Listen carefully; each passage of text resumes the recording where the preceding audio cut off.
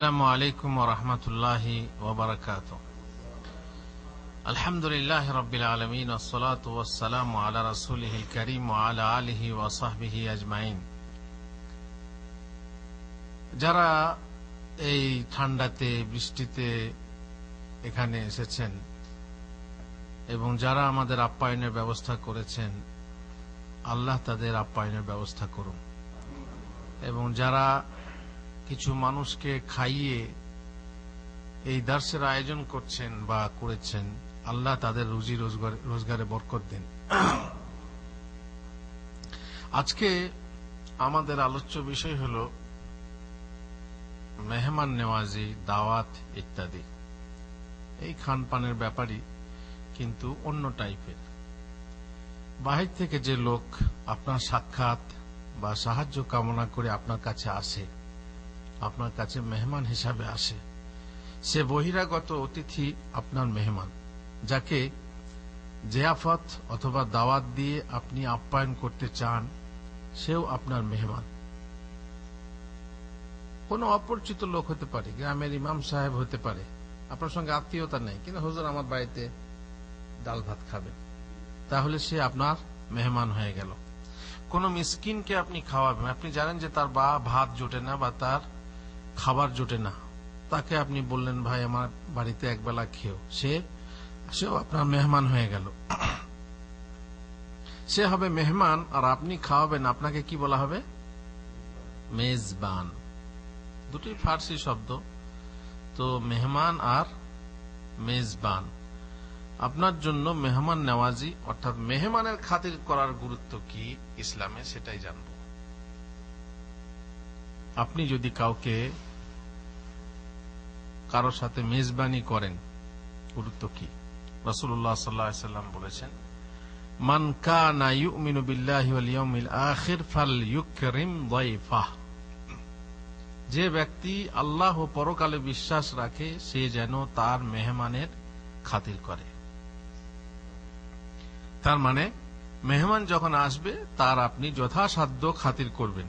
এবারে খাতির কতটা করতে হবে সেই আলোচনা আমরা ইনশাআল্লাহ আগামীতে করব। ওয়ামান কানা ইউমিনু বিল্লাহি ওয়াল ইয়াউমিল আখিরি ফালইয়াসিল রাহিমাহ। আর যে ব্যক্তি আল্লাহ ও পরকালে বিশ্বাস রাখে, সে যেন আত্মীয়তার বন্ধন বজায় রাখে।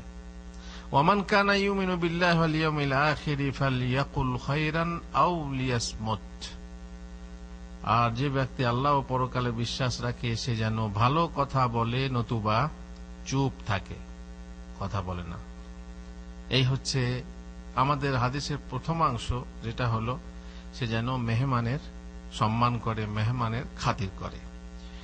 অন্য এক হাদিসে রাসূলুল্লাহ সাল্লাল্লাহু আলাইহি ওয়াসাল্লাম বলছেন, মান ইস্তাআযা বিল্লাহ ফাআইযু। যে ব্যক্তি আল্লাহর ওয়াস্তে তোমার কাছে আশ্রয় চাইবে, তাকে আশ্রয় দাও। তা বলে কোনো দুষ্কৃতীকে, কোনো বিদাতিকে না, একে আশ্রয় দেবে না, কারণ তার আশ্রয় দেওয়া নিজের জন্য এবং সমাজের জন্য ক্ষতিকর। ওয়ামান সাআলা বিল্লাহ ফাআতু। যে আল্লাহর ওয়াস্তা দিয়ে কিছু চাইবে, তাকে দান করো। ওয়ামান দাআকুম ফাআজিবু। আর যে তোমাকে দাওয়াত দেবে, তার দাওয়াত গ্রহণ করো। তাহলে এখান থেকে আমরা দাওয়াতের কথায় চলে এলাম। আর সেটা কি? দাওয়াত কবুল করা হলো ওয়াজিব। দাওয়াত কবুল করা হলো ওয়াজিব। আর এই হাদিসে আছে, ওয়ামান সানা ইলাইকুম মারুফান ফাকাফিউ। যে তোমার কোনো উপকার করলো, তার উপকারের বিনিময় দাও। ফাইল্লাম তাজিদু মা তুকাফিউনাহু বিহি ফাদউ লাহু হাত্তা তারাউ আন্নাকুম ক্বাদ কাফাতুমুহ। এখন বিনিময় দেওয়ার মতো কিছু নেই। সে খাওয়ালো, কিন্তু আমি খাওয়াতে পারবো না। সে আমাকে খাসির গোশত দিয়ে ভাত খাওয়ালো, আমার ক্ষমতা নেই যে খাসির গোশত কিনে রান্না করে তাকে খাওয়াই। তাহলে কি করতে হবে? তার জন্য দোয়া করো, যাতে তুমি বুঝতে পারো যে তুমি তার বিনিময় পরিশোধ করে দিয়েছ। আর এই জন্যই যে খাওয়াবে, তার নিয়ত কিন্তু পরিষ্কার হওয়া দরকার, ইখলাস। কি নিয়তে খাওয়াবে? ইন্নামা নুতঈমুকুম লিওয়াজহিল্লাহ লা নুরিদু মিনকুম জাযাআন ওয়ালা শুকুরা। খাওয়াচ্ছে কার উদ্দেশ্যে? ওয়ায়ুতঈমুনা আত-তাআমা আলা হুব্বিহি মিসকিনা ওয়া ইয়াতীমা ওয়া আসীরা, তারা মিসকিন, এতিম, বন্দীকে খানা খাওয়ায়। বলে কি, ইন্নামা নুতঈমুকুম লিওয়াজহিল্লাহ, আমরা কেবল আল্লাহর ওয়াস্তে খাওয়াচ্ছি, খাওয়াবো। লা নুরিদু মিনকুম জাযা, তোমাদের কাছ থেকে কোনো বিনিময় চাই না।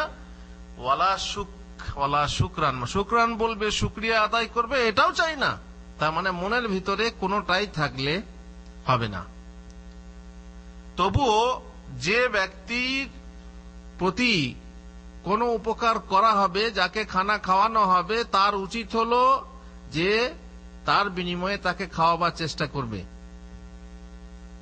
তাকে খাওয়াবার চেষ্টা করবে। আর এই জন্য মেজবানের উচিত নয় যে আমি ওকে খাওয়াচ্ছি কেন, ও আমাকে একদিন খাওয়াবে, আমি ওকে দাওয়াত দিয়েছি কেন, ও আমাকে একদিন দাওয়াত দেবে, আমি আমার ছেলের বিয়েতে ওকে বলেছি কেন, সে তার ছেলের বিয়েতে আমাকে বলবে। এইরকম একটা নিয়ত যদি হয় থাকে, তাহলে জানবেন যে কোনো সওয়াব হবে না। খানা খাওয়ানোর যে সওয়াব, সেই খানা খাওয়ানোর সওয়াব হবে না। ইখলাস থাকতে হবে, মানে আপনি যে খাওয়াবেন সেটা কি, ইন্নামা নুতঈমুকুম লিওয়াজহিল্লাহ, আল্লাহর ওয়াস্তে খাওয়াতে হবে। সুতরাং এখানে আপনি মনে রাখবেন যে বিনিময়, আপনি খাওয়ানোর বিনিময়ে খাওয়া নেবেন। আর যদি সে না খাওয়ায় আপনি তার বদনাম করবেন, না আমার বেলাতে পেটটা ভরে চলে গেল, আর সে আমাকে খাওয়াবেন, তার নাম নেই, তার মানে কি, তাহলে আপনার খাবারটাও কি হয়ে গেল, বরবাদ হয়ে গেল। আরেকটি হাদিসে রাসূলুল্লাহ সাল্লাল্লাহু আলাইহি ওয়াসাল্লাম বলছেন, শাররুত তাআমি তাআমুল ওয়ালিমাহ ইমনাউহা মাইয়াতিহা, সেই ওলিমার খাবার, ওলিমা কাকে বলে? ওলিমা হলো বিবাহ বাসরের পরবর্তী দিনে, মানে রাত্রে বাসর হয়েছে, মানে বিয়ে করে নিয়ে এসছে, বউয়ের সাথে রাত্রে বাসর হয়েছে, তারপরের দিনে এই বিয়ের আনন্দে লোকজনকে খাওয়ানো। এটা কে করবে? ছেলের বাবা না মেয়ের বাবা? ছেলের বাবা। ছেলে করবে, মেয়ে কিচ্ছু করবে না, ছেলে করবে। সুতরাং অলিমার এই দাওয়াত, এটাই হচ্ছে প্রসিদ্ধ শরীয়তে। আর মেয়ের বাবার কিচ্ছু খরচ নেই, মেয়ের বাবার কোনো দাওয়াত নেই, মেয়ের বাবার অলিমা নেই। অলিমা কার? ছেলে যে বিয়ে করবে তার অলিমা, বরের পক্ষ থেকে অলিমা।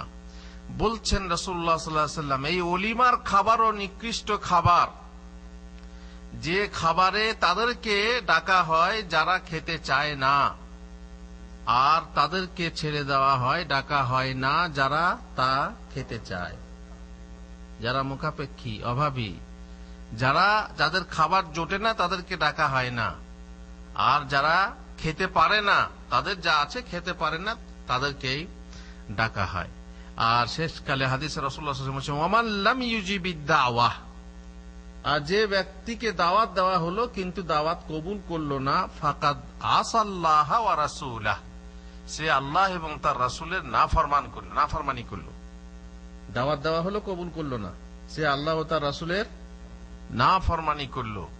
এবারে যদি কোনো কারণ না থাকে, কোনো কারণ যদি থাকে কবুল না করার, সে কথা আমরা পরে আলোচনা করব। আরেকটা হাদিসে রাসূলুল্লাহ সাল্লাল্লাহু আলাইহি ওয়াসাল্লাম বলেছেন, হাক্কুল মুসলিমি আলাল মুসলিমি খামস, একজন মুসলিম অপর মুসলিমের কাছে বা উপরে 5টি অধিকার রয়েছে, 5টি অধিকার রয়েছে, সেই অধিকার তাকে আদায় করতে হবে। সেই অধিকার আদায়ে কোন রকমের কার্পণ্য করা যাবে না, সেই অধিকার আদায়ে কোন রকমের মানে গাফলতি করা যাবে না, আলস্য করা যাবে না। সে 5টি কি কি, কথা আপনারা আগে বহুবার শুনেছেন, কারণ 5টি 5বার আপনি শুনবেন কমসে কম। আজকে কি হলো, খামসুন কি হলো? প্রথমে সালামের জবাব দেওয়া, সালাম দেওয়া না, সালামের জবাব দেওয়া। সালাম দেওয়া সুন্নত, কিন্তু সালামের জবাব দেওয়া ওয়াজিব। আয়াদাতুল মারিদ, কেউ যদি অসুস্থ হয় তাকে দেখা করতে যাওয়া, দেখা করতে গিয়ে সাক্ষাৎ করে সান্ত্বনা দেওয়া। নম্বর 3 ইত্তিবাউল জানায়েজ, মারা গেছে তার জানাজায় শরীক হওয়া। নম্বর 4 ইজাবাতুদ দাওয়া, দাওয়াত গ্রহণ করা, দাওয়াত কবুল করা। আর নম্বর 5 হলো তাশমিতুল আতিস, তার মানে কেউ যদি ছিঁকির পরে আলহামদুলিল্লাহ বলে, তার জবাবে কি বলা? ইয়ারহামুকাল্লাহ বলা। এখান থেকে বোঝা গেল যে দাওয়াত কবুল করা একটা অধিকার, যদি সে অধিকার লঙ্ঘন করা হয় তাহলে ওয়াজিব তরক হয়ে যায়। মহানবী সাল্লাল্লাহু আলাইহি ওয়াসাল্লাম রোজা অবস্থায় থাকলেও বিবাহ ও অন্যান্য দাওয়াতে উপস্থিত হতেন। রোজা অবস্থায় থাকলেও, রোজা অবস্থায় থাকলে কিভাবে দাওয়াতে উপস্থিত হতেন? যেতেন যেখানে তাদের মনটা বড় হবে। তারপরে দেখেন, দাওয়াত কবুল করা ওয়াজিব, কিন্তু দাওয়াতে গিয়ে খাওয়াটা ওয়াজিব না। বলে এই কেমন দাওয়াত কবুল হলো? হ্যাঁ, আপনার কোনো ওজোর থাকতে পারে, আপনি খাবেন না, তো ওজোর থাকতে পারে, কিন্তু আপনি দাওয়াত কবুল করেছেন এবং গেছেনও, গেছে, আপনি খাবেন না সেটা আলাদা কথা। তার মনটা বড় হলো, এলেন, হুজুর খাবেন না, এবারে খাবেন না খাবেন, রোজা নফল রোজা হলে আপনি কি করবেন সেটা পরে বলবো, সে কথা আমাদের পরে আসছে। এখন আমরা বলতে চাচ্ছি কি গুরুত্ব, যে রোজা অবস্থা থাকলেও দাওয়াত কবুল করা জরুরি। অলিমার জন্য বিশেষ করে আমন্ত্রিত হলে উপস্থিত হওয়া ওয়াজিব। আর বললাম, যে ব্যক্তি বিনা ওজরে এমন দাওয়াত গ্রহণ করে না সে আল্লাহ এবং তার রাসূলের অবাধ্য। আর রোজা অবস্থায় যদি কেউ হাজির হয় তাহলে তার উচিত হলো সে যাবে, না খেলেও তার জন্য দোয়া করবে। দোয়াটা কিসের করবে? কিসের বিনিময়ে? যেহেতু সে আমাকে সম্মান করে দাওয়াত দিয়েছে, এবারে আমি খাবো না। রোজা ভেঙে খাওয়া জরুরি না, কিন্তু একান্তই পিড়াপিড়ি করলে সে কথা পরে বলছি। দাওয়াতে হাজির হওয়া ওয়াজিব পালনের শর্ত রয়েছে। এই ওয়াজিব বললি তো হবে না, কখন ওয়াজিব তার শর্ত রয়েছে। দাওয়াত দাতা যেন এমন লোক না হয়, দাওয়াত দাতা মেজবান যেন এমন লোক না হয় যাকে শরঈ ও সামাজিক ভাবে বর্জন করা ওয়াজিব বা মুস্তাহাব। এমন লোক যাকে সামাজিক ভাবে বয়কট করা উচিত। যদি আপনি মনে করেন যেমন বেনামাজি, যেমন সুদখোর, যেমন মদখোর, সারাবি, সামাজিক অপরাধী, আপনি সেখানে গেলে কথাই বলে যদি আপনি মদ না খান কিন্তু সুরিশাল দিয়ে হাঁটলে লোকে কি বলবে?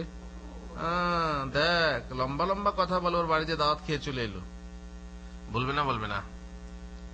সেই খাতিরে যদি, তাহলে শর্ত হলো কি, যে যার বাড়িতে আপনি খাবেন তার রুজি যেন কি হয়? হালাল হয়। কিন্তু যদি হালাল রুজি না হয়, হারামও হয় হালালও হয়, তাহলে হালাল এবং হারাম সংমিশ্রিত হলেও খাওয়া জায়েজ, দাওয়াত কবুল করা জায়েজ। কিন্তু যদি নিছক খাঁটি ভাবে হারাম রুজি হয়, আপনি জানেন যে রুজিতে কোনো প্রকার হালাল নেই, তাহলে কি হবে? তাহলে তার দাওয়াত গ্রহণ করা বা তার খাবার খাওয়া জায়েজ হবে না। নম্বর 2, এর পূর্বে যেন অন্য কেউ দাওয়াত না দিয়ে থাকে। যদি আমাকে হিলাল দাওয়াত দিচ্ছে এখন, হুজুর আগামীকাল আপনার দাওয়াত, কিন্তু এর আগে হাফেজ সাহেব আমাকে দাওয়াত দিয়েছে, একই দিনে দুজন দাওয়াত দিয়েছে, তখন হিলাল যখন দাওয়াতটা দিচ্ছে তখন হিলালের দাওয়াতটা কবুল করা ওয়াজিব না। আমি যে আগে দাওয়াতটা কবুল করেছি সেটা হচ্ছে ওয়াজিব। তাহলে দ্বিতীয় শর্ত বুঝতে পারলেন, যে দাওয়াতের উপরে দাওয়াত না হয়। সে অবস্থায় যে আগে দাওয়াত দিয়েছে তার দাওয়াতি গ্রহণ করা ওয়াজিব। যেমন একই সঙ্গে দুজন দাওয়াত দিলে এবং অপরজন আত্মীয় হলে, একজন আত্মীয় একই সঙ্গে দাওয়াত দিচ্ছে, একজন আত্মীয় আর একজন অনাত্মীয়, কারটা গ্রহণ করতে হবে? আত্মীয়তার বন্ধন প্রাধান্য পাবে। যেমন আপনি জানেন সাদকা, দান করার অর্থ আছে, দুটো গরিব মানুষ, একজন আত্মীয় একজন অনাত্মীয়, কে প্রাধান্য পাবে? আত্মীয়। 2 প্রতিবেশী একসঙ্গে দাওয়াত পেশ করলে যার বাড়ির দরজা নিকটে তার দাওয়াতে যেতে হবে। ডাইনে বাঁয়ে যেমনই হোক, যারটা কাছে, যে নিকটবর্তী হবে তার দাওয়াতে যেতে হবে। নম্বর 3, দাওয়াত অনুষ্ঠানে যেন কোনো প্রকার শরীয়ত বিরোধী কাজকর্ম না হয়। আপনি যদি জানেন যে ব্যক্তি দাওয়াত দিয়েছে, মনে করুন অলিমার দাওয়াত, সেই অলিমা ভোজ অনুষ্ঠানে সেখানে কোন স্টারকে দাওয়াত দিয়ে ড্যান্স হবে, যেমন হয়ে থাকে বড় বড় শিল্পী কি বলে, অভিনেত্রীকে দাওয়াত দিয়ে ড্যান্স করানো হয়, কিংবা ভিডিও করানো হয়, কিংবা মিউজিক, কিংবা ব্যাংক পার্টি বাজনা, কিংবা এই ধরনের কোন রকমের যদি শরীয়ত বিরোধী কাজকর্ম হয় তাহলে সেই দাওয়াতে যাওয়া আপনার জন্য ওয়াজিব নয়। বলে হলে দাওয়াতে উপস্থিত হওয়া বৈধ নয়। তবে ওই বিরোধী কর্ম বন্ধ করার যদি ক্ষমতা থাকে তাহলে আপনার জন্য উপস্থিত হওয়া ওয়াজিব। যদি মনে করেন ওখানে গিয়ে আপনি বন্ধ করতে পারবেন, এই চলবে না, যদি চলে তাহলে আমি দাওয়াতে নেই, তাহলে হ্যাঁ আপনার জন্য কি সেখানে উপস্থিত হয়ে সেটা করা ওয়াজিব। কারণ এখানে আমর বিল মারুফ ওয়ান নাহি আনিল মুনকার রয়েছে, সৎ কাজের আদেশ আর মন্দ কাজে বাধা দেওয়ার ব্যাপারটা রয়েছে, সেই আদেশটা আপনার পালন করা হবে। সুতরাং ওলিমা অনুষ্ঠানে অশ্লীল বা অবৈধ কর্মকীর্তি যেমন গান বাজনা, ভিডিও, সিডি, মদ প্রভৃতি চলে, সে ওলিমায় উপস্থিত হয়ে যদি উপদেশের মাধ্যমে তা বন্ধ করতে পারেন তবে ওই ভোজ খাওয়া বৈধ, নচেত না খেয়ে ফিরে যাওয়া ওয়াজিব। না খেয়ে ফিরে যাওয়া ওয়াজিব। সে ব্যাপারে দলিল বলছি, তার আগে একটা কথা ভুলে যাব বলতে। আপনি অনেক সময় দেখবেন যে কোনো ভোজ অনুষ্ঠানে সেখানে গেলেন, আপনি বললেন আমি তোমার বিয়েতে যাব না। কেন?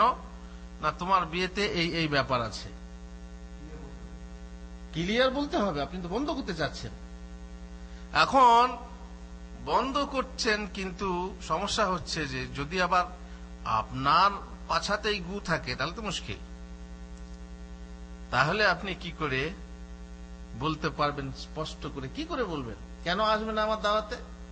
না তোমার বাবু তোমার দাওয়াতে ওই যে সিডি চলছে বা ভিডিও চলছে, আর তোমার বাড়িতে তো টিভি লাগানো আছে। তো সেই ক্ষেত্রে আপনি বলতে পারবেন না। আমি এক দাওয়াতে গিয়েছিলাম, সেখানে বিয়ে করে নিয়ে আসছে বরযাত্রী, বরযাত্রী তো নয় বদযাত্রী। তো চলে গিয়েছিলাম সম্পর্কে, পাড়া সম্পর্কে এবং পাশের বাড়ি, তাছাড়া আত্মীয় হয়। গেলাম, ভালো, এলাম ফিরে। এবার আমি আগে বাড়ি চলে এসেছি আর দেখছি এরা বউ ইস্তেকবাল করার জন্য, ইস্তেকবাল মানে ওয়েলকাম করার জন্য, গ্রামের পার্টি আছে, ব্যাংক পার্টি, ওই যে ব্যান্ড পার্টি বলে না, ব্যান্ড পার্টির বাজনা, বাস স্ট্যান্ড থেকে তাকে ওইভাবে স্বাগত জানিয়ে নিয়ে আসছে। আমি তো অবাক, কি কোন কাণ্ড। তো আমি আমার বাপ চাচাকে বললাম এ কি কথা হলো? বলছে বাবু আমরাও জানতাম না। ঠিক আছে, তো আজ তো বিয়ে হয়ে এলো, কাল তো বলিমা ভোজ, বউ ভোজ। যদি এই অবস্থা হয়, বাজনা যদি বন্ধ না হয়, তাহলে আমরা কাল ভোজে নেই। বললো হ্যাঁ আমরা করি নাই। এবার বিয়ে বাড়ি যাদের বিয়ে তারা বলছে না আমরা করি নাই, ও ছেলের বন্ধুরা করে নিয়ে এসেছে, জানে না কেউ, এরকম বলতে লাগলো। খবর নিলাম যে হ্যাঁ সত্যি ছেলের এক বন্ধু সে খরচ দিয়ে ব্যান্ড পার্টি নিয়ে আসছে। তাদের কানে খবর গেল, কি হয়েছে, সবাই বাজনা বাজায়, সবাই বাজনা শুনে, তো বাজনা হলো তো আর কি হলো? বাজনা না হলে কি বিয়ে নাকি? আর বাজনা বাজলে তুমি বিয়ে খাবে না। যে পণ নিয়েছে বিয়েতে, যৌতুক নিয়েছে, সেটা খুব খেয়ে নিয়ে চলে এসছো। বিয়েতে কি পণ নেওয়া যায়, যৌতুক নেওয়া যায়? তো সেই বিয়ে, যে বিয়েতে যৌতুক নিয়ে বিয়ে হচ্ছে, সেই বিয়ে তুমি খাচ্ছ, কালকে খাবে, আর বাজনাটা হলে খাবে না। হলো? বুঝতে পারলেন? কোনটা বন্ধ করবেন আপনি? কোনটা বন্ধ করবেন বলুন? মুশকিল তো এখানেই। সারা শরীরে ঘা, কোথায় মলম আগা লাগাবেন? হ্যাঁ, আপনি বাজনাটা দেখতে পেলেন না, ওটা দেখতে পেলেন না। আর এক জায়গায় এরকম এক বিয়ের মজলিসে ডেট করছিল, মানে বিয়ের দিন করছিল আর কি। তো বলো গো পঞ্জিকাটা নিয়ে এসো, বিয়ের দিনক্ষণ দেখি। তো আমি বললাম এই পঞ্জিকা থেকে বিয়ের দিন ঠিক করা ইসলামের রীতি না। চট করে বলছে আর যৌতুক নেওয়াটা বোধহয় ইসলামী রীতি। তেমন যৌতুক আগে হয়ে গেছে, এবারে ডেট হচ্ছে। বুঝতে পারছেন? তো ভারী মুশকিল, আপনি কোনটা বলবেন আর কোনটা ছাড়বেন। কেউ যদি ডান হাতে বাম হাতে মদ খায় তো কি বলবেন? এই ডান হাতে খাও, ডান হাতে খাও। কি বলবেন? ডান হাতে খাও। খাচ্ছে মদ, বাম হাতে খাচ্ছে, দুটোই হারাম। কিন্তু আপনি যদি বলেন এই ডান হাতে খাও, ডান হাতে খাও, আল্লাহকে ভয় করো, ডান হাতে খাও, কেমন হবে কথাটা? এই জন্য খুব সাবধান। মানে সমাজে চলা এত বড় কঠিন যে আপনার ঘাড়ে, আপনি ভূত ছাড়াইতে যাবেন, ভূত আপনার ঘাড়ি চেপে বসবে। আল্লাহুল মুস্তাআন। বলা বড় কঠিন। এই জন্য মানে হাট ঘাট বেঁধে আপনাকে কথা বলতে হবে, যাতে করে সেই কথা আপনার ঘাড়ে চেপে না বসে। দেখবেন যদি আপনি পারেন তাহলে সেখানে উপস্থিত হয়ে বন্ধ করেন। আর যদি মনে করেন যে না আমি তো নিজে না পাক অপবিত্র, আমি তো পারবো না দূর করতে, খবরদার যাবেন না, খালাস। কমসে কম এটা তো পারবেন যে একটা খারাপ জিনিস থেকে আপনি বেঁচে থাকলেন। আর যদি প্রতিবাদ করতেও না পারেন, ঘৃণা করতে হবে। আর তার মানে ঘৃণা করলে কি সেখানে গিয়ে খাওয়া চলবে? না, খাওয়া চলবে না। বেশ, আমরা যেটা বললাম যে না খেয়ে ফিরে যাওয়া ওয়াজিব, দলিল কি? যাবে দাওয়াতে, দেখবে এইসব নোংরামি কাজ হচ্ছে, মদ খাচ্ছে লোকে, মদও আছে, তারপরে ধরুন কোথাও ড্যান্স হচ্ছে, বা এমন অবস্থা বর্তমানে তো একটা প্যান্ডেল করা হচ্ছে, আর আজকাল বিয়েতে আবার বরযাত্রী হিসাবে মহিলারাও যাচ্ছেন। আর এমন মহিলা যারা হচ্ছেন আলোক প্রাপ্তা, তার মানে তাদের অর্ধেক দেহতে আলো লাগে, সূর্যের আলো লাগে, আলোক প্রাপ্তা। আর একই প্যান্ডেলে বসিয়ে দেওয়া হচ্ছে, আর ছেলে মেয়ে একই সঙ্গে খাওয়ার ব্যবস্থা হচ্ছে। শুধু তাই না, বরযাত্রীকে যুবতীরা, কিশোরীরা স্বাগতম জানাচ্ছে। কেউ ফুলের মালা দিয়ে, কেউ বিস্কুটের মালা দিয়ে, কেউ ঘুঁটের মালা দিয়ে। ঘুঁটে জানেন তো? ঘুঁটে জানেন না? জানেন না? ঘুঁটে জানেন না? ছোট বউ বড় বউ মিলে ঘুঁটে দেয় ঘরের পাঁচিলে। ঘুঁটে জানেন না? গোবরের। আহা, তো কেউ কেউ ঘুঁটের মালা দেয়, কেউ বিস্কুটের মালা দেয়। কি করে? ঠাট্টা মজাক করে। কেউ ফুলের মালা দেয়, কেউ আবার ফোঁটা লাগায় কপালে। এটা কোত্থেকে পেয়েছে? ওইখান থেকে। কিশোরী যুবতী তারা ওইভাবে মজাক ঠাট্টা করছে। তাহলে যদি আপনি সেই ভোজ মজলিসে গিয়ে দেখেন যে এইরকম নোংরামি চলছে, সেখানে খাওয়া জায়েজ হবে না। হ্যাঁ, যদি বাধা দিতে পারেন, বন্ধ করতে পারেন, তাহলে আছি। আর যদি না হয় তাহলে আপনার জন্য জায়েজ না। কি তাহলে কি হবে? দলিল কি? রাসূলুল্লাহ সাল্লাল্লাহু আলাইহি ওয়াসাল্লাম বলেছেন, মান কানা ইউমিনু বিল্লাহি ওয়াল ইয়াউমিল আখির, যে ব্যক্তি আল্লাহ ও পরকালে বিশ্বাস রাখে, তার মানে যে মুসলিম হবে, ফালা ইয়াজলিস আলা মাইদাতিন ইউদারু আলাইহাল খামর, সে যেন সেই ভোজ মজলিসে না বসে যে মজলিসে মদ খাওয়ানো হচ্ছে, যে মজলিসে হারাম খাওয়ানো হচ্ছে। তার মানে সেখানে হারামকে হারাম জানা হচ্ছে না। আমাদের অনেকে হিন্দুর বিয়েতে যায় বা অমুসলিম বিয়েতে যায়, ঠিক আছে যাও, আমি বলছি না হারাম, কিন্তু হালাল খাবার খেতে হবে। হ্যাঁ খাবে, কিন্তু তোমার পাশে হারাম খাবার খাওয়ানো হবে, সেটা কি হবে? এমনিতে অমুসলিমদের দাওয়াত কবুল করা না করা, সে তো অমুসলিমদের দাওয়াত কবুল করা ওয়াজিব না। ইসলামের দিকে আকর্ষণ করার জন্য আপনি কবুল করতে পারেন, নিয়ত হবে কি? ইসলামের দিকে আকর্ষণ। কিন্তু আপনি যদি নিজেই আকৃষ্ট হয়ে যান, চুম্বুক হওয়ার জায়গায় নিজেই লোহা হয়ে যান, তাহলে না। পরন্তু যদি আপনি সেখানে যান, আপনি বলছেন আমি হালাল খাবো, মাছ খাবো, লুচি মিষ্টি খাবো, ফল ফ্রুট খাবো, সমস্যা নেই, কিন্তু তোমার সামনেই খাওয়া হবে কি? মদ খাওয়া হবে, মদ ঢালা হচ্ছে, তাহলে সেটা জায়েজ না? না জায়েজ। সেই বিয়েতে, সেই ভোজে তোমার জন্য যাওয়া জায়েজ না। বেশ, দ্বিতীয় দলিল কি? আলী রাদিয়াল্লাহু তাআলা আনহু সানাআ তাআমান, রাসূলুল্লাহ সাল্লাল্লাহু আলাইহি ওয়াসাল্লামের জন্য খাবার তৈরি করলেন। আর আমরা জানি মুসলিমরা প্রায় সাধারণত যারা মুসলিম, যারা ইমানদার, তারা একজন সম্মানিত হুজুর ব্যক্তিকে দাওয়াত দিয়ে যে তৃপ্তিটা পায়, অন্য কোন মানুষকে দাওয়াত দিয়ে সে তৃপ্তি পায় না। রাসূলুল্লাহ সাল্লাল্লাহু আলাইহি ওয়াসাল্লাম বলেছেন, লা তুসাহিব ইল্লা মুমিনান, মুমিন ছাড়া কারো সাথী হইও না, তোমার বন্ধু যেন মুমিন ছাড়া অন্য কেউ নয়। ওয়ালা ইয়াকুল তাআমাকা ইল্লা তাকি, আর মুত্তাকি পরহেজগার লোক ছাড়া যেন তোমার খাবার কেউ না খায়।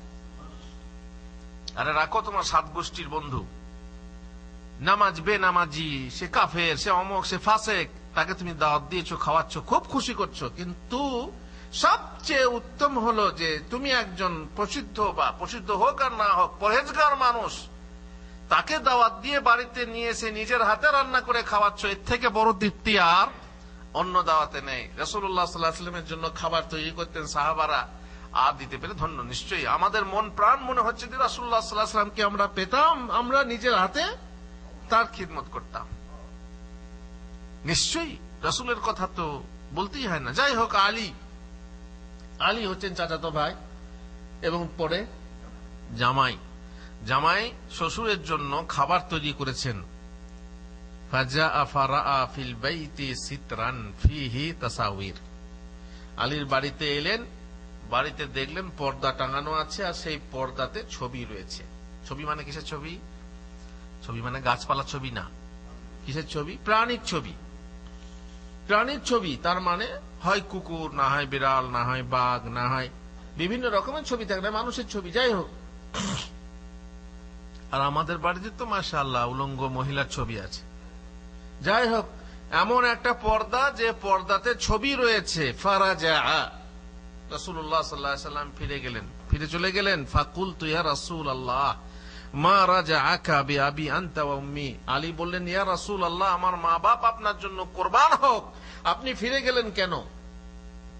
এটা বিশাল কষ্ট। এত বড় মানুষকে আমি দাওয়াত করলাম, তিনি না খেয়ে ফিরে যাচ্ছেন, বিশাল কষ্ট। মা বাপ কুরবান হোক, আপনি ফিরে যাচ্ছেন কেন? কাল ইন্না ফিল বাইতি সিতরান ফিহি তাসাউইর, তোমার ঘরে একটি পর্দা রয়েছে যাতে ছবি রয়েছে। ওয়া ইন্নাল মালাইকাতা লা তাদখুলু বাইতান ফিহি তাসাউইর, ফেরেশতারা সেই ঘরে প্রবেশ করেন না যে ঘরে ছবি থাকে এবং কুকুর থাকে, অন্য হাদিসে আছে। তাই আমি তোমার ঘরে বসতে পারলাম না, কারণ আমার কাছে ফেরেশতা আসবেন। কখন আসবেন আমি জানি না। তাহলে বোঝা গেল, যদি কোনো গর্হিত কাজ থাকে, গর্হিত জিনিস থাকে, কোনো হারাম জিনিস থাকে কারো ঘরে, কারো বাড়িতে, কারো ভোজ অনুষ্ঠানে, সেখানে গিয়ে বসা যাবে না, খাওয়া যাবে না। ইবনে মাসউদ রাদিয়াল্লাহু তাআলা আনহুকে এক ব্যক্তি দাওয়াত দিল। তিনি লোকটিকে ডেকে জিজ্ঞাসা করলেন, ঘরে মূর্তি বা টাঙানো ফটো আছে নাকি? তোমার ঘরের ফটো নেই তো, বা মূর্তি ফুর্তি নেই তো? লোকটি বলল, হ্যাঁ আছে। অতঃপর সেই মূর্তি বা ফটো নষ্ট না করা পর্যন্ত তিনি প্রবেশ করলেন না। বলছে, সরাও, এটা ছিঁড়ে ফেলো কিংবা সরিয়ে দাও। তারপরে তিনি প্রবেশ করলেন না। দূর করা হলে তবেই তিনি প্রবেশ করলেন। ইমাম আউজাই বলেন, যে অলিমায় ঢোল, তবলা ও বাদ্যযন্ত্র থাকে সে অলিমায় আমরা হাজির হই না। যেখানে দেখবেন বিয়ের ভোজ অনুষ্ঠানে মাইক হচ্ছে, আমাদের তো মাইকটা স্বাভাবিক হয়ে গেছে। মাইক বলতে আমি বলতে চাচ্ছি রেকর্ড বাজানো হচ্ছে। আজকাল তো সিডি, আজকাল তো যে কি বলে এটাকে, মেমোরি দিয়ে গান বাজানো আম হয়ে গেছে। গান চলছে। আমি এক বিয়েতে গেলাম, আমার এই আত্মীয় হয়, সেখানে গেলাম, হাজির হলাম। তো অলিমাতে গিয়ে দেখছি তো মাইক চলছে, মানে বিয়ে বাড়ির চালে মাইক বাজছে। ওই যে সমস্ত গানগুলো বাজানো হয় আমাদের দেশে, পাড়ার ছেলেরা, কাঁচা প্রেম, আমার পাকতে দিল না, কি সব গান আছে। তারপরে আমার কচি ছানাটা পাকা হয়েছে, থেকে থেকে বলে মা বাবা তোমার কে, তারপর আরো সব কি কি গান আছে। তো যাই হোক, গানের কোনো অর্থ জানি না। তো সেই সব গান কাইমনি কানে শোনার ইচ্ছা না থাকলেও চলে আসে কানে। তো গান বাজছে, আমি তো বললাম এই তো মুশকিল। তখন আমার আব্বা বেঁচে ছিলেন আর মাও আছেন। তো আমি বললাম আমি এতে থাকতে পারবো না, আমি চলে যাব। কেন যাবে? কেন? মামা, যাই হোক, আত্মীয় আছে আর কি। তো তারা বললো, কেন থাকবি না কেন? আমি বললাম যে এটা বাজছে, এটা আমার থাকা চলবে না। বন্ধ করে দে রে, বন্ধ করে দে। সঙ্গে সঙ্গে আমার কথাতেই বন্ধ করে দিল। কেউ বলতে লাগলো, এটা কোনো বিয়ে হলো নাকি যে বিয়েতে রেকর্ড বাজবে না? সে বিয়ে আবার বিয়ে নাকি? কি মনে হচ্ছে এটা? বলছে যা হবে হোক, বন্ধ করে রাখ। বন্ধ করে রাখলো, আমি থাকলাম। এই হচ্ছে উচিত, এটাই হচ্ছে উচিত। যদি বন্ধ করো তাহলে আছি, আর বন্ধ না করলে আমি চললাম, মাসসালামা। এই হচ্ছে প্রত্যেক মানুষের উচিত, যাতে সমাজ বোঝে যে হ্যাঁ এটা ভালো জিনিস নয়, এটা ভালো জিনিস নয়। বেশ, এবার আরো উচিত যেটা শর্তের কথা বলছিলাম, দাওয়াত দাতা যেন মুসলিম হয়।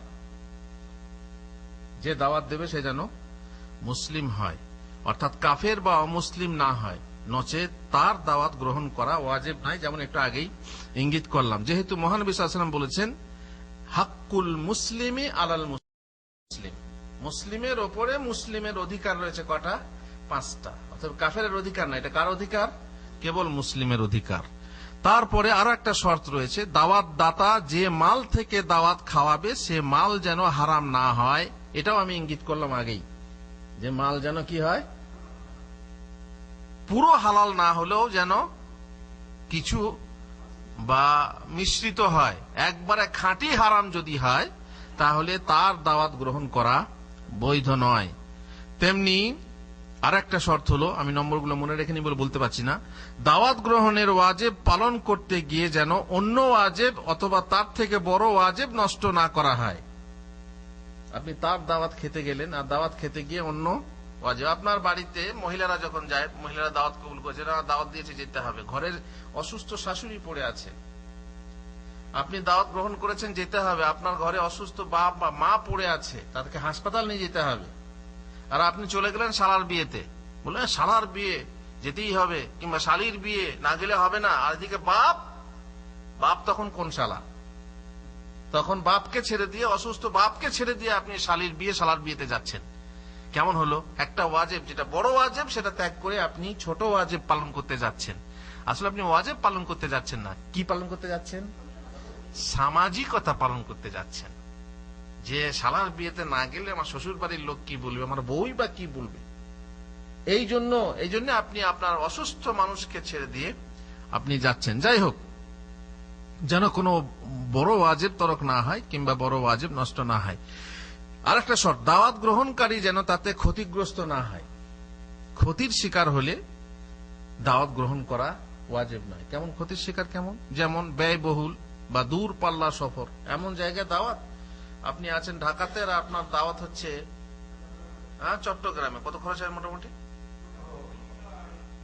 এখন আপনার অত ক্ষমতা নেই, এই এতটা পথ আমি যাব ভাড়া দিয়ে। আমাদের দেশে যদি হয়, মনে করুন ভারতে যদি হয়, আপনি কলকাতার লোক, দাওয়াত দিয়েছে কোথায়? দিল্লিতে। তো সেখানে দিল্লিতে যেতে হলে বুঝতেই পারছেন আগে থেকে রিজার্ভেশন এবং তার টাকা পয়সা দরকার, তারপর আবার গিফটের সিস্টেম আছে, গিফট না দিলে পরে কেমন লাগে। তো যদি এরকম হয় তাহলে আল্লাহ তাআলা আপনার জন্য এটা ওয়াজিব করেননি, এই দাওয়াত গ্রহণ আপনার জন্য ওয়াজিব নয়, যেহেতু আপনি নিজেই ক্ষতিগ্রস্ত। আচ্ছা, উপস্থিত থাকা জরুরি এমন স্বজনকে বর্জন করতে হলে, কাছে উপস্থিত থাকা জরুরি এমন স্বজনকে বর্জন করতে হলে, যেমন বললাম বা অসুস্থ বাবা মা ইত্যাদি, দাওয়াতে উপস্থিত হওয়া তখন ওয়াজিব থাকবে না। আর একটা শর্ত, দাওয়াত যেন দাওয়াত গ্রহণকারীর জন্য খাস হয়। আম হলে সেই দাওয়াত গ্রহণ করা ওয়াজিব নয়। কেমন আম? মানে আম আর খাস, যেমন কথা জন্য বলি, গ্রামে বা জামাতে আপনার বিয়ে হচ্ছে, আপনি বললেন হুজুর আপনার দাওয়াত রইল, বাবুল ভাই আপনার দাওয়াত রইল, বা কি বলে মোজাম্মেল বা হাফেজ সাহেব আপনার দাওয়াত রইল, বিলাল হাল্লা দাওয়াত রইল, হেলাল দাওয়াত রইল, এটা খাস, মানে নাম করে করে খাস। আর আম হচ্ছে কোন নামাজের পরে দাঁড়িয়ে বলল, গো আমার আগামীকাল অলিমা, সবারই দাওয়াত রইল, এটা কি? এটা হলো আম দাওয়াত। তো এই দাওয়াতটা গ্রহণ করা আপনার জন্য ওয়াজিব না, কারণ খাস করে করাটা আম দাওয়াত করা হয়েছে। এখানে মসজিদে যত লোক আছে কিংবা আমার গ্রামের সমস্ত লোকের দাওয়াত রইল, এই হচ্ছে আম দাওয়াত। তো এই দাওয়াত গ্রহণ করা ওয়াজিব নয়। বেশ, এবার চলুন অন্য কথায়, সেটা হচ্ছে কি, মৌখিক বা সরাসরি দাওয়াত না হলেও অনেকে আবার মৌখিক দাওয়াত না দিলে গ্রহণ করে না। টেলিফোনে দাওয়াত দেবো, গো শালম বাড়িতে বিয়ে আছে, না বিয়ের দাওয়াত লোক পাঠায় না, লোক পাঠায় না, একবারে লোক পাঠানোর তো বটেই, আবার বলছে কার্ড করতে হবে, কার্ড করে দাওয়াত দিতে হবে, আবার কার্ডে আবার হলুদ লাগিয়ে দিতে হবে, তাই না? কার্ডে হলুদ লাগিয়ে দেয়, বিয়ের নাকি শুভ চিহ্ন, যে মুসলিমদের যে প্রথা আছে। তো বলছে কি, যে সরাসরি না গেলে মুশকিল, বিশেষ করে মেয়ের বাবা, এই যে সর্বনাশ, মেয়ের বাবা যে কত অসহায়, তাকে কত লোকের খোসামুদ্দি করতে হয়, কত লোকের পায়ে ধরতে হয়, আল্লাহু আকবার। দাওয়াত দিতে হবে সরাসরি। আর একটা দাওয়াতের কথা জানেন, আজব লাগবে শুনে, যারা জোর করে দাওয়াত নেয়। জোর করে কারা দাওয়াত নেয়? এই তোমার বাড়িতে এতগুলো লোক খাবে, জোর করে দাওয়াত না। কার বাড়িতে? মেয়ের বাবার বাড়িতে। মেয়ের বাবাকে বলা হয় বরযাত্রী আসবে কতজন? 100, 150, 200 জন। এটা জোর করে দাওয়াত ঘাড়ে চাপিয়ে দেওয়া হয়। বা বেয়াই এতগুলো পারবো না, কিছু কম করলে হতো না? কম করে করবো, লোকের খেয়ে আছি, খাওয়াইতে হবে না তো? নিজের খাওয়া তো নিজের ঘরে খাওয়া, অলিমা লুলু ডুবিয়ে খাওয়া, পরের ঘরে কেন? পরের ঘরে খাওয়াবি কেন? লজ্জা লাগে না? নির্লজ্জ। তারপরে জোর করে দাওয়াত নিয়ে দিয়ে বাস ভাড়া করে যাচ্ছে। 200-250 লোক তো বটে, বাস তো করতেই হবে, 2খানা বাস লাগবে। আমাদের দেশের বাস, এই দেশের বাস তো আর বেশি লাগবে, তাই না? আমাদের দেশের বাস ছাদে ফাদে, বদ যাত্রী তো, এই বদগুলো ছাদেও যাবে। গিয়ে মানে গ্রামের বাইরে, আমি গ্রামের কথা বলছি, জানি না শহরের হয়তো সিস্টেম আলাদা হতে পারে। গ্রামের বাইরে গিয়ে বাস দাঁড়িয়ে যাবে, এই বাস থামাও। বিয়াই বলছে, কে? বরের বাবা। বাস থামাও। বলছে কেন? বলছে দাওয়াত করবে তবে ঢুকবো। ওয়াল্লাহি একটা বিয়েতে আমি গেছি এইভাবে, এখন যাই না, যখন ছাত্র জীবনে গেছি বহু কিছু দেখেছি। তো সেখানে বাসে আমি আছি, আর বাস থেমে গেল। গ্রাম ঢোকার আগে মেন রোড ছেড়ে এবারে ওই যে কাঁচা রোডে নামবে আর কি, তার আগেই বলছে বাস থামাও। কেন? না দাওয়াত করার জন্য কেউ আসেনি এখনো, দাওয়াত করবে তবে বাস ঢুকবে। হাই হাই হাই হাই, এই কদিন আগে, 2-3 সপ্তাহ আগে জোর করে তুমি তার ঘরে বললে যে দাওয়াত নিতে এতগুলো লোক যাবে, খাওয়াইতে হবে, আজকে আবার দাওয়াত করতে হবে? লজ্জা লাগে না? নির্লজ্জ, বেহায়া, ধর ডাকাতের মতো, আর খালো ডুবিয়ে। ডাকাতের দল 200-250 লোক নিয়েছে, তার ঘরে খাবি, আবার তোকে দাওয়াত করতে হবে? এই দাওয়াত করতে হবে তাকে? কিসের দাওয়াত তো? লজ্জা লাগে না? সমাজকে এইভাবে চতু বানাচ্ছে এরা বেকুব বানাচ্ছে সমাজকে, ঘাড়ে চাপিয়ে দিয়ে তারপর বলছে আবার দাওয়াত করতে হবে। সুবহানাল্লাহ, দেখে অবাক হয়ে গেলাম। আমার চলো ঢোকো, খাও। তোমাকে দাওয়াত করবে কে? তুমি ঘাড়ে চাপিয়ে দিয়েছো তো 100 লোক নিয়ে খাওয়াবে। সুবহানাল্লাহ, এমন সমাজ, যে সমাজে এই অবস্থা, আসলেই বুঝতে পাচ্ছেন। পরের লেজে পা পড়লে কুলোপানা থাকে, তুলোপানা। পরের লেজে পা পড়লে তুলোপানা থাকে, আর নিজের লেজে পা পড়লে কেক করে রাখে। নিজে যখন খাওয়াতে হবে তখন বুঝতে পারবে। তোর যদি মেয়ে থাকে তুই বুঝবি। আর হয় তাই, যেমন পরের ঘরে চাপায় তেমনি তার ঘরেও চাপানো হয়। আর এই জন্যই আবার যেমন বরযাত্রী হয়েছে, তেমনি আবার কনে যাত্রীও হয়েছে। কনে যাত্রী আগে ছিল না। আগে ওই বাপ কিংবা আত্মীয় ভাই যেত, গিয়ে নিয়ে চলে আসতো, তাই না? মেয়ে জামাই নিয়ে আসতো ঘরে। এখন কি হয়েছে? 100 জন বরযাত্রী হলে কনে যাত্রী কজন যাবে? 50 জন যাবেই। কমসে কম অর্ধেক সত্য নেওয়া হবে, হবেই। এটা হচ্ছে কি? রিয়াকশন। এটাই হচ্ছে প্রতিক্রিয়া, পার্শ্ব প্রতিক্রিয়া। তুমি আমার ঘরে 100 জন নিয়ে এসে জোর করে খাওয়াবে, আর আমি নিয়ে যাবো না, দিয়ে 50 জন না 50 জন যাবে, তখন পারবো না বলে তো হবে না, কারণ তুমি 100 জন নিয়ে এসেছো। হ্যাঁ, এ হচ্ছে কুস্তি খেলা, যে যাকে পারে মার ঘুষি, যে পড়লো পড়লো। সুবহানাল্লাহ, কোন সমাজ? বেহায়া সমাজ, যে জোর করে পরের ঘরে খেতে চায়। যেমনি বরের বাবা হলো তেমনি কনের বাবাও ছাড়বে না। তো এইভাবে কোনে যাত্রী এসেছে। যাই হোক, এক আশ্চর্য দাওয়াত, কথায় কথা বেরিয়ে গেল। মোট কথা, কিছু মানুষ আছে তাদেরকে সরাসরি দাওয়াত না করলে গ্রহণ করে না।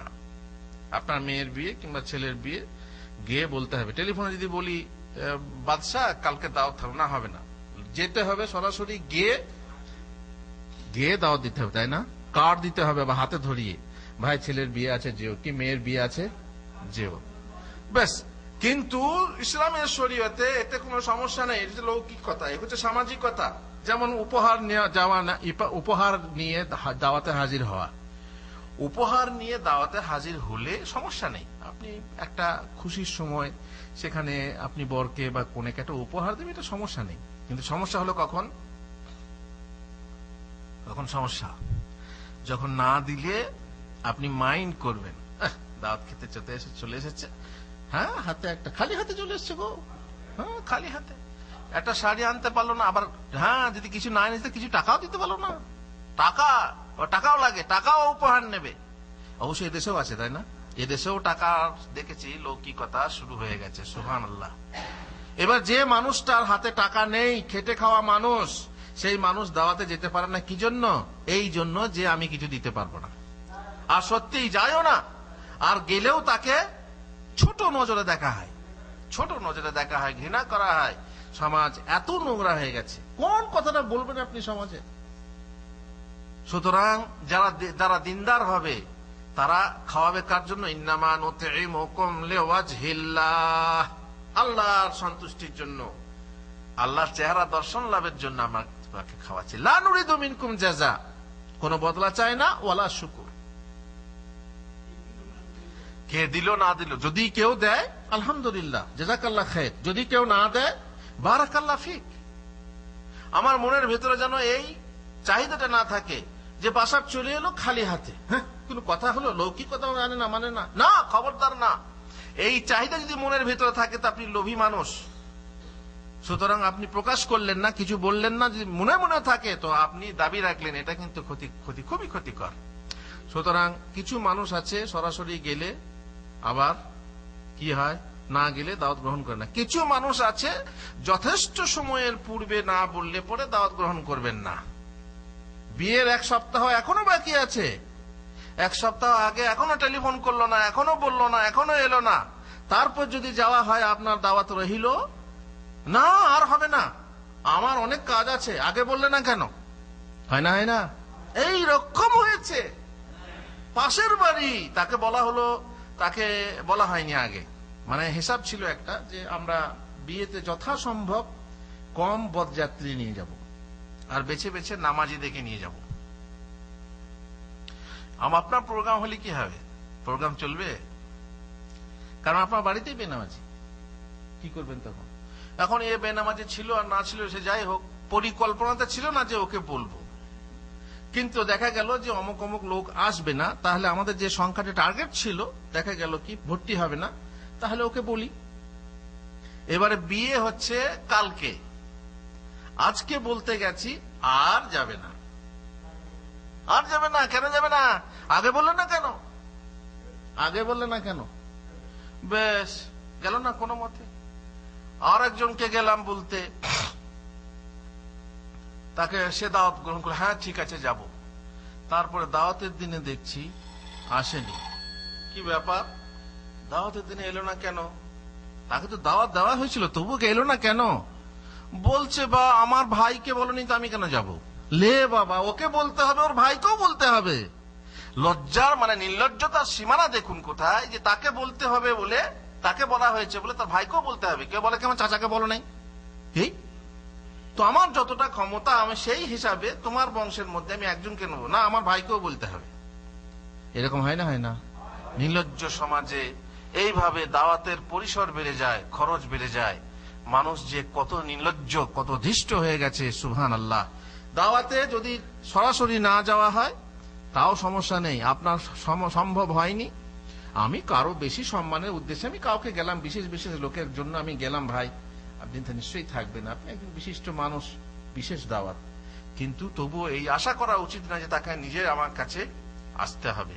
বরং দূত পাঠানো যায়, যেমন আমাদের দেশে রেওয়াজ আছে, লোক পাঠানো হয়, চিঠি দেওয়া হয়, কার্ড করা হয়, এলচি পাঠানো হয়, কিংবা চিঠি লেখা হয় যে এই চিঠির মাধ্যমে আপনার দাওয়াত থাকলেও অমুক দিনে আপনি আসবেন, কিংবা টেলিফোনের মাধ্যমে হয়, SMS পাঠিয়েও দাওয়াত দেওয়া হয়। আজকাল মাশাআল্লাহ ফেসবুক, SMS কত রকম রয়েছে। দাওয়াত দিলে সেই সমস্ত দাওয়াত গ্রহণ করা আপনার জন্য ওয়াজিব। এটা নয় যে ফেসবুকে দাওয়াত দিয়েছে ওয়াজিব না, না, যখন দাওয়াত দিয়েছে তখন সেই দাওয়াত গ্রহণ করা ওয়াজিব। দাওয়াত কেবল দায় সারার নিয়তে দেওয়া উচিত না, দাওয়াত দেওয়াতে আন্তরিকতা থাকা অবশ্যই জরুরি। আপনি অবশ্যই এমন লোক আছে দাওয়াত দেয় কেবল নামকে আসতে, তাহলে দাওয়াত রইল। আমাকে একজন বলছে, হুজুর দাওয়াত খাবেননি? এখানে বলছে হুজুর দাওয়াত খাবেননি। দাওয়াত খাবেননি মানে কি? দাওয়াত দিচ্ছে, দাওয়াত খাবেননি, এরকম কথা হলো? তার মানে এটা দায় সারা। আমি হুজুরকে তো বললাম, কিন্তু এভাবে না, আন্তরিকতা থাকতে হবে যে হুজুর কাল রাত দাওয়াত থাকলো আপনি আসবেন। কিন্তু মুখে বলা, ও তো মানুষ বুঝে যায় যে হ্যাঁ ও খালি দায় সারার জন্যই বলছে, তার মানে সেখানে হ্যাঁ তাহলে আসবেন, যখনই সময় পাবেন তখনই আসবেন। অনেকে দেখবেন, অনেকে আছে তারা আসবেন, আমার বাড়ি আসবেন, যখন সময় পাবেন তখনই আসবেন। এটা কোনো দাওয়াত হলো? দাওয়াত হলো মানে দায় সারা, মানে বলেছি দাওয়াতে, এটা দাওয়াত না। দাওয়াত হলো কি, যে অমুক দিনে আপনি আসুন, আপনার দাওয়াত থাকলো। এটা হচ্ছে কি, যখন অন্তরে আপনার আন্তরিকতা থাকবে, সত্যি খাওয়াবার ইচ্ছা থাকবে। আর খাওয়াবার ইচ্ছা না থাকলে মরিচ বেশি দিয়ে দেবে, তাই না? এইভাবে মানুষ দায় সারার দাওয়াত না, এমন হলে হবে না। আপনার দাওয়াত দেওয়াতে আন্তরিকতা থাকা অবশ্যই দরকার। উপর উপর কেবল দাওয়াত নেবেন নাকি, দাওয়াত খাবেন নাকি, দাওয়াত যে কোনো সময় হলেই আপনি চলে আসবেন, আমার বাড়িতে খানা খাবেন নাকি, আমার বাড়িতে একদিন খান না কেন, ইত্যাদি প্রশ্নসূচক বাক্য বলে দায় সারা হয় ঠিকই, কিন্তু লোকের মনে তার অনিচ্ছা ও আন্তরিকতাহীনতা ধরা পড়ে যায়। বুঝতে পারে যে আসলে দাওয়াত খেতে দিতে চায় না বা দাওয়াত খাওয়াতে চায় না, এ কেবল এমনি বলছে। বেশ, তাহলে দাওয়াতের এই পর্যন্তই থাক, যে আমরা দাওয়াত কিভাবে করি, কিভাবে গ্রহণ করি। বাকি দাওয়াতে গিয়ে আমরা কি করব সে কথা আবার পরবর্তী দর্শে ইনশাআল্লাহ আলোচনা করব। সমাজের রোগ আপনি দেখছেন কোথায় কোথায় রয়েছে, চেষ্টা করবেন এই সমস্ত রোগের চিকিৎসা করার। এই যেখানে যেখানে ব্যথা রয়েছে মলম দেওয়ার চেষ্টা করবেন। কোন ব্যথাটায় আগে মলম দেবেন? যে ব্যথাটা বেশি ঘা বেশি, যেটা ঘা বেশি সেটাতে মলম দেওয়ার চেষ্টা করবেন। নচেত বুঝতে তো পারছেন, নিজে যদি মানতে না পারি তাহলে পরকে মানানো বড় কঠিন। এটাই হচ্ছে। কাঁঠাল বলে, আনারস বলে, কাঁঠাল ভাইয়া তুমি বড় খসখসে, নিজের পানে চায় না শালি, পরকে বলে ডাবড়া গালি। তো নিজেরটাও দেখতে হবে, নিজেকে আগে পরিশুদ্ধ হতে হবে, তবে অপরকে বিশুদ্ধ করা যাবে। আপনি নিজেই যদি নোংরা পানি হন, তো সে নোংরা পানি দিয়ে অন্য ময়লা ধোয়া যায় না। আল্লাহ তাআলা আমাদেরকে তৌফিক দেন। মানে পূর্ণ মুসলমান হওয়া বড় কঠিন, পরিপূর্ণভাবে মুসলমান হওয়া বড় কঠিন, তবুও যথাসাধ্য চেষ্টা করতে হবে এইসব, বিশেষ করে দাওয়াতের ক্ষেত্রে, দাওয়াতের ব্যাপারে আল্লাহ তাআলা আমাদেরকে তৌফিক দেন। কারণ সামাজিকতা, এতে কি আছে? দাওয়াতের সম্প্রীতি আছে, যেমন সালামের সম্প্রীতি আছে। আপনি আমাকে দাওয়াত খাওয়াবেন, আমি আপনাকে দাওয়াত খাওয়াবো, এতে একটা সম্প্রীতি আছে। মুসলিমের একটা সৌহার্দ্য আছে, সৌজন্য বোধ আছে।